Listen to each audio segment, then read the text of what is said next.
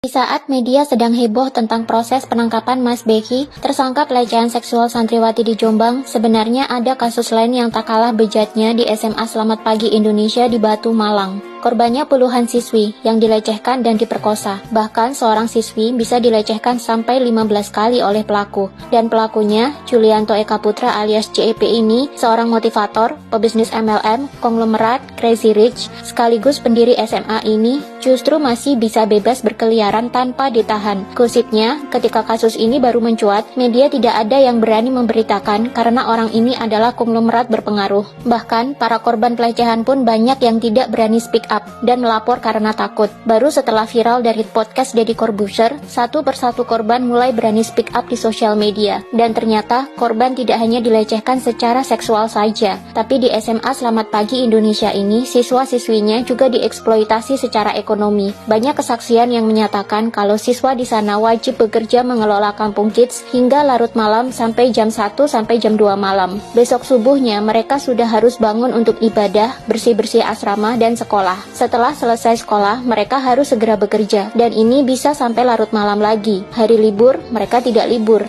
tapi bekerja dari pagi sampai larut malam untuk melayani tamu-tamu yang datang. Ini belum termasuk dengan eksploitasi kisah-kisah malang mereka yang sering digunakan para downline JEP untuk menarik simpati calon distributor baru supaya closing dan menambah member MLM-nya. Ya, sekolah ini memang dibuat untuk menyekolahkan anak-anak yatim dan anak tidak mampu secara gratis. Tapi di kenyataannya, kisah malang mereka kerap dieksploitasi untuk menarik simpati member MLM baru. Dan sampai saat ini, JEP belum ditangkap. Padahal sudah berstatus sebagai terdakwa dengan tuntutan penjara 5-15 tahun. Jumlah yang cukup untuk menahan terdakwa. Konon, tidak ada yang berani menangkap terdakwa karena dia ini konglomerat dan orang yang berpengaruh dari Surabaya. Apakah hukum di negara kita memang begini? Kalau kasus Heri Irawan saja langsung ditahan, kenapa kasus JEP ini tidak? Apakah karena JEP ini orang kaya raya? Jadi penegak hukum kita takut dengan orang kaya raya? Kasihan dong para korban. Mereka hanya anak miskin yang tidak bisa melawan kekuasaan seorang konglomerat.